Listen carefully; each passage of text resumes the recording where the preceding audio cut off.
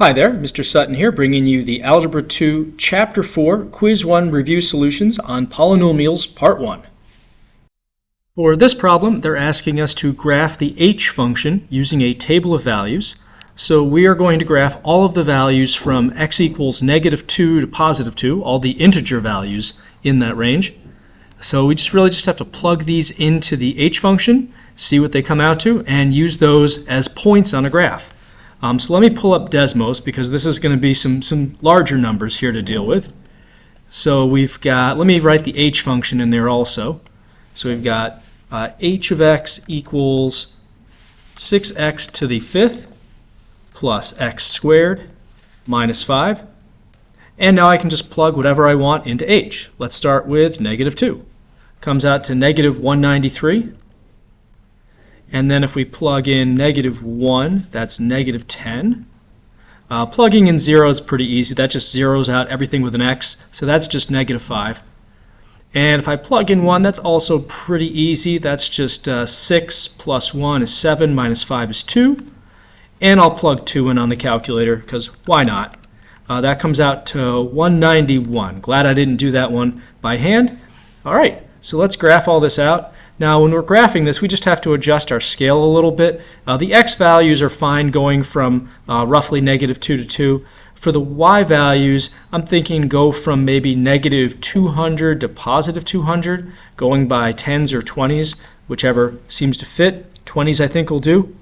So we've got -2, comma, -193, which is roughly down here. We're just approximating.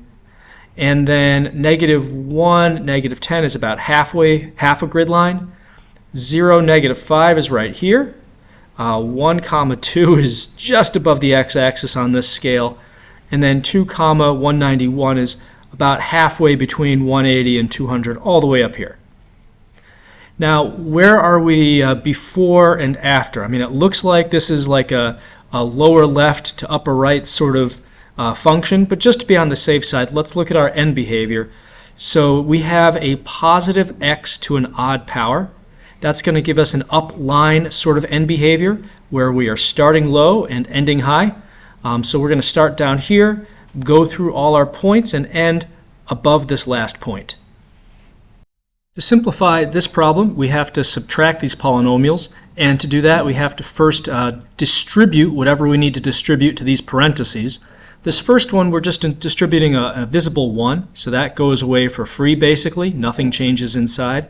But for this next parentheses, we're distributing an invisible -1.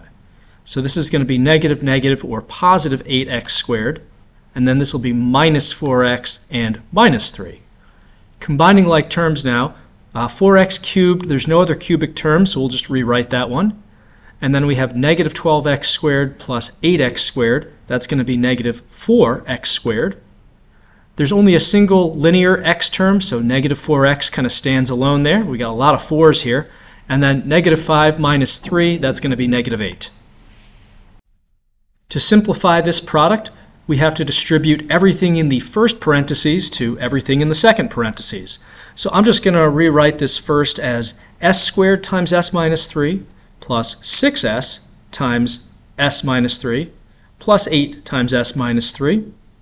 Then I'll go through and distribute some more and combine whatever like terms there are. So s squared times s, that'll be s cubed, times -3 gives us -3s squared.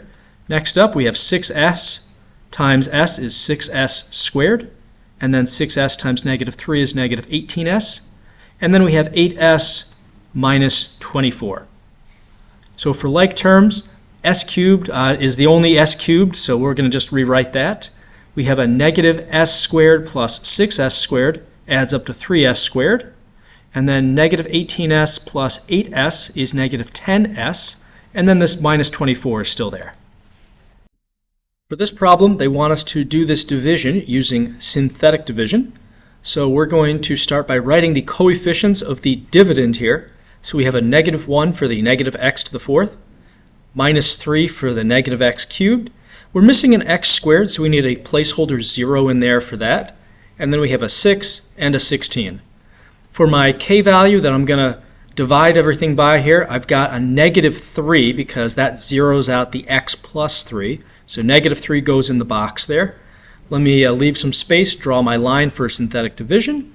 And then let's bring down this first coefficient, so negative 1 coming down here. Then we have the k value times the bottom row. So negative 3 times negative 1 is positive 3, and that goes in the second row. Now first and second row get added together. So we have negative 3 plus 3 is 0. And then negative 3 times 0 is 0. 0 plus 0 is 0. Negative 3 times 0 is 0. 6 plus 0 is 6. Negative 3 times 6 is negative 18. And 16 and negative 18 adds up to negative 2. So writing out my quotient now, that's going to be these everything except for the last number. And then it's going to start one exponent lower than the original. Since we started with x to the fourth, this negative 1 really represents negative 1x to the third. And then we have a 0x squared that we don't have to write, and a 0x that we don't have to write, and a plus 6. And now for this negative 2, this is our remainder. This is just going to go over the divisor. So we'll write plus negative 2 over x plus 3. And that'll do it for this one. They want us to factor this polynomial completely. So let me just double check and see if there's any common factors I can pull out of this. Doesn't look like there are. So the next thing I notice here is that we have an x to the fourth and then second and a constant. We have a pattern of 2n, n, and a constant. So that's a quadratic form sort of setup. So we can basically factor this thing like a quadratic, only using x squared here instead of x. So things that multiply to 99 and add up to negative 20. Well, we have 1 and 99 clearly does not work. Neither does 3 and 33. How about, let me think, 9 and 11? Well, negative 9 and negative 11 adds up to negative 20. So I can rewrite this then as x squared minus 9 and x squared minus 11. I always have to double check when I have x squareds to see if I can go a little bit further. Now x squared minus 9 is a difference of perfect squares, so I can square root each of those and use a plus minus parentheses. Square root of x squared is x, square root of 9 is 3, so we have x plus 3 and x minus 3. Now x squared minus 11, although we have a difference, 11 is not a perfect square, so there isn't really any point in splitting this up into x plus radical 11 and negative radical 11, because fully factored means we have integers, not irrational numbers. So we're just going to keep this as x squared minus 11 and call it a day. Let me make that an x there. There we go. Now we're done. To factor this polynomial completely, let's first check, as we always do, to see if there's any GCFs that we can take out of here. Now with 24 and 3, I can certainly take a 3 out of both of those. That leaves me with an 8x cubed minus 1. And looking at the stuff inside to see if I can go a little bit further, I notice that I have a difference of perfect cubes here. So I can use the a cubed minus b cubed formula, and here that is again. We can break things up into a minus b, a squared plus ab plus b squared. So we've got the 3 that we took out initially, and now for the a in this first parentheses, that's going to be the cube root of 8x cubed, which is going to be 2x. The b is just going to be the cube root of 1, which is still 1, so we have 2x minus 1. Next up, a squared is 2x if I square that, so 4x squared. And then ab, that's going to be 2x times 1, so plus 2x. And then b squared is 1 squared, so plus 1. And we can't go any further than this. On this problem, they want us to find the product and expand this using either a shortcut or Pascal's triangle. Now you might know the shortcut for when you have something plus something cubed, but if you don't, you can easily generate that with Pascal's triangle anyway. So we start with 1, and then we just have 1 on the outsides, and then the inside is just going to be the sum of the two numbers above it. So this is going to be 1, 2, 1.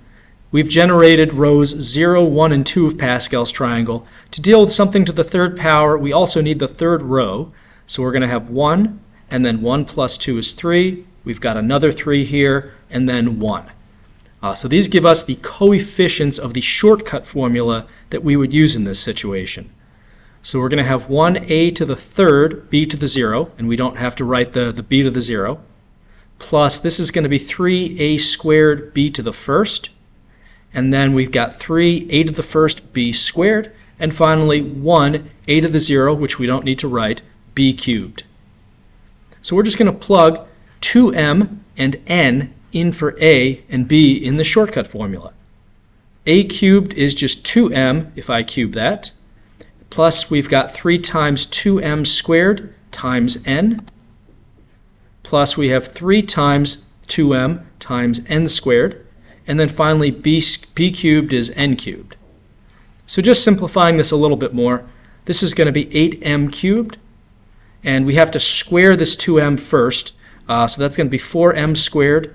3n times 4m squared is going to be 12m squared n. Next up, we're going to have 3 times 2, that's going to be 6m n squared. And then finally, this is n cubed. And there's no like terms, so we're all set. For this problem, we're doing some long polynomial division on this situation. Before we set things up, let's just see if there's any placeholder zeros we're going to need. So for my dividend, we have a gap between the x to the third and x to the first, so I'm going to need a 0x squared for that. For the divisor, it doesn't look like there's any gaps. We're going exponents of 2, 1, and 0, so we're good there. So here's our setup. X squared minus 5x plus 3 going into 2x to the fourth minus 5x cubed plus 0x squared minus 3x minus 1. And for the opening move here, we've got the lead term of the divisor going into the lead term of the dividend. So x squared into 2x to the fourth. If I divide those, that's going to be 2x to the second, which goes in the x squared column. Then we'll multiply that back by the divisor. So this will be 2x to the fourth minus 10x cubed. And then 2x squared times 3 is 6x squared. Let's go ahead and subtract that from the dividend now. 2x to the fourths cancel. This is going to be negative 5x cubed minus negative, so plus 10x cubed. That's going to be positive 5x cubed. And here we have 0 minus 6, so negative 6x squared.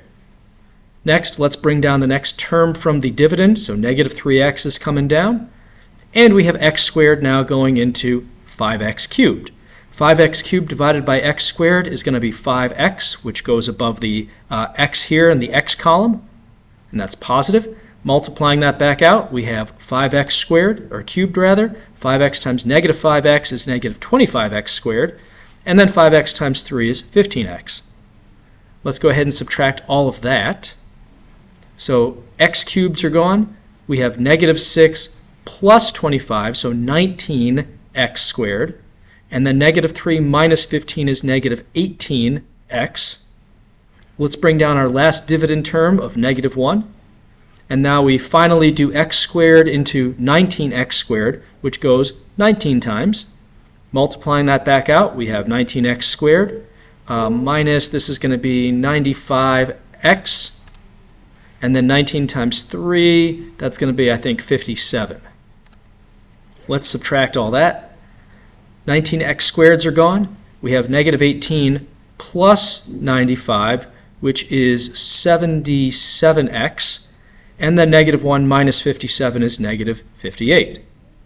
So when the dust clears, we have a quotient of 2x squared plus 5x plus 19.